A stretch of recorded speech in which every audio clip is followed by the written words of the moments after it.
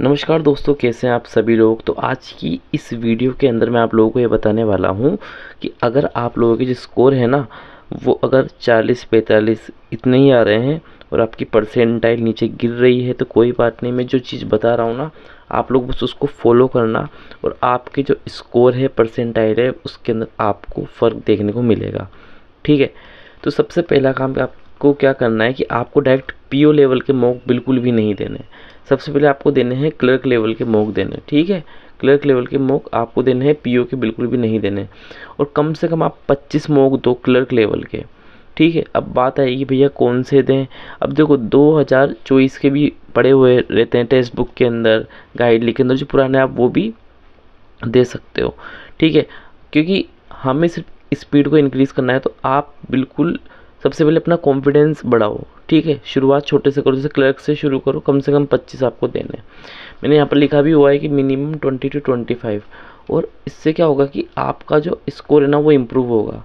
ठीक है। उसके बाद जब आपको लगे कि आपकी एक्यूरेसी 90 प्लस हो गई, या आपकी परसेंटाइल 90 प्लस हो गई है, कॉन्फिडेंस बिल्ड हो चुका है, उसके बाद आपको आगे वाले स्टेप पर बढ़ना है। फिर आपको पीओ लेवल के मॉक देना शुरू करने हैं। ठीक है। अब मैं आपको बता दूं, मैंने एक इंटरव्यू देखा था जहाँ पर एक लड़की ने एसबीआई पीओ का जो एग्ज़ाम था, उससे पहले लगभग उसने 70 मॉक टेस्ट दिए थे, सिर्फ और सिर्फ प्री के, और 20 मॉक टेस्ट दिए थे उसने मेंस के। ठीक है। अब मैं ये नहीं कह रहा हूँ कि तुम्हें 70 लगाने हैं, लेकिन कोशिश ये करो कि तुम ज़्यादा से ज़्यादा मॉक टेस्ट लगाओ। स्टार्टिंग में कम मार्क्स आएंगे, लेकिन धीरे धीरे धीरे टाइम के साथ तुम एडजस्ट करना सीख जाओगे। फिर क्या करना है तुम्हें, एसबीआई पीओ, आईबीपीएस पीओ और आरआरबी, यानी कि आपको डेली डिफरेंट एग्जाम के मॉक टेस्ट लगाने हैं। ये नहीं कि डेली डेली बस आरआरबी पीओ के लगा रहे हो, नहीं, अलग अलग के। तो ताई क्या है ना, हाँ, आदतें बनी रही तुम्हारे। ठीक है। वरना क्या, एक एक दोगे तो बोर हो जाओगे। उसके बाद हमारी जो मैंने तुमको बताया कि डेली आपको एक देना है, और एक चीज़ आपको एक और चीज़ ऐड ऑन करनी है यहाँ पर, वो है क्विज़। आपको डेली बेसिस पर कम से कम 10 क्विज़ तो देनी है। क्विज़ कहाँ से लगानी है, मैंने यहाँ पर लिखा हुआ है कि देखो, कम से कम 10 और ज़्यादा से ज़्यादा 15 लगानी, इससे ज़्यादा मत लगाना, क्योंकि हमें और भी चीज़ें पढ़नी होती है। ठीक है। पर चैप्टर या फिर पर सब्जेक्ट आप लगा सकते हो। अड्डा 247 है, प्रैक्टिस मॉक है, वहाँ से लगाइए। गाइडली है, ओलिव बोर्ड है, जहाँ पर भी आपको स्मॉल क्विज़ वाला जो सेक्शन दिखता है ना, आप उसके अंदर जो है आराम से डेली बेस पर 15-20 क्विज़ लगाइए। इससे बहुत फ़र्क पड़ेगा आपको अपनी स्पीड पे। लिख के ले लीजिए मेरे से, बस आपको ये करना है। उसके बाद आपको क्या करना है, यहाँ पर लिखा है मैंने, सी योर वीक पॉइंट। ठीक है। अब आपने मॉक टेस्ट दिए, आप लोगों ने क्विज़ दिए। अब देखो कि बार बार मिस्टेक किस में हो रही है। क्या पैराजंबल से मिस्टेक हो रही है, क्या एरर्स में दिक्कत हो रही है, क्या अर्थमेटिक में प्रॉब्लम हो रही है, या फिर रीडिंग पर, या फिर पजल्स, या फिर डीआई, किस में दिक्कत हो रही है। देखो ध्यान से उसको। जब आपको लगे ना कि हाँ यार मुझे एरर्स में हो रही, तो 120 रूल्स देखो। अर्थमेटिक पे हो रही, तो मान लो तुमको प्रॉफिट एंड लॉस में कोई प्रॉब्लम हो रही, तो कम से कम आप उसके 80 क्वेश्चन लगाओ। एक ही बार में बैठ के लगा डालो। नहीं लग रहा है एक बार में, तो इसको 40-40 रेशो में कर दो। नहीं लग रहा तो 20-20 रेशो में कर दो, लेकिन करो, उसको करना पड़ेगा। ठीक है। छोड़ नहीं सकते हम किसी भी चीज़ को।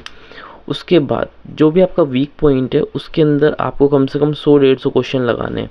पैरा जंबल समझ में नहीं आया, लगा डालो इसके 100-200 थोड़ी ज़्यादा हो जाएंगे, 20 क्वेश्चन लगा लेना। अकॉर्डिंग टू देख लेना टॉपिक की, कितना बड़ा टॉपिक है। अगर ज़्यादा बड़ा है तो ज़्यादा मत लगाना, 10 या 20। लेकिन अगर अर्थमेटिक का कोई है तो आप 100-150 क्वेश्चन लगा सकते हो, बहुत अच्छी प्रैक्टिस हो जाएगी। उसके बाद आप लोग खुद देखना कि आपको कितना इम्प्रूवमेंट दिखेगा ये सब करने के बाद। बिल्कुल स्टेप बाय स्टेप चलना। सबसे पहले क्लर्क का एग्ज़ाम, क्लर्क के मॉक देना है आपको। उसके बाद आपको पीओ पर जाना है, और पीओ के जब मेंस के दो, तब आपको सेक्शनल मॉक देने हैं। और फिर देखना है आपको एनालिसिस करते वक्त कि कहाँ कहाँ गलती हुई है। जहाँ गलती हुई है मैं उसके 100-150 क्वेश्चन लगा लूँ। अर्थमेटिक का कोई भी चैप्टर कमज़ोर है तो मैं उसकी 70 से 80 क्वेश्चन प्रैक्टिस कर लूँ विद टाइमर। ठीक है। बिना टाइमर के मत करना, नहीं तो कोई सेंस नहीं है ऐसे करने का। ठीक है। ये मैंने तुम सबको समझा दिया। क्विज़ जितनी लगा सकते हो लगाओ। ठीक है। लेकिन क्विज़ करते वक्त उसको स्टॉप मत करना, मॉक टेस्ट देते वक्त पॉज मत करना। ठीक है। ये गलतियाँ बिल्कुल ही मत करना, और एनालिसिस करो कि किस टॉपिक पे बार बार गलतियाँ हो रही है। रीडिंग कॉम्प्रिहेंशन पे हो तो रीडिंग पर ध्यान दो, न्यूज़पेपर पढ़ो, बुक्स पढ़ना शुरू करो, वोकेबलरीज याद करना शुरू करो, तो इससे आपको धीरे धीरे इंप्रूवमेंट देखने को मिलेगा। अब मॉक टेस्ट भी डिपेंड करता है कि कई बार मॉक टेस्ट अच्छे होते हैं, कई बार बहुत ज़्यादा हार्ड होते, तो स्कोर ऊपर या नीचे होता रहता है। हमेशा ये नहीं कि तुमने मतलब मैंने जो बोल दिया उसके बाद तुम्हारे स्कोर अच्छे हो जाएंगे, ऐसा कभी नहीं होगा। ठीक है, डिपेंड करता है कि कितना लेवल है। ठीक है, अगर आप लोग 50 क्वेश्चन भी कर रहे हो ना, तो 50 के 50 आपके सही होना चाहिए। ज़रूरी नहीं है भाई कि तुमको 100 में से 100 ही क्वेश्चन करने हैं। बस इतना सा ध्यान रखना है, तुम्हारा काम हो जाएगा। और वीडियो अच्छी लगी तो प्लीज़ वीडियो को लाइक करना और चैनल को सब्सक्राइब करके ज़रूर जाना। मिलते हैं अगली वीडियो के अंदर, तब तक के लिए स्टे ट्यून्ड।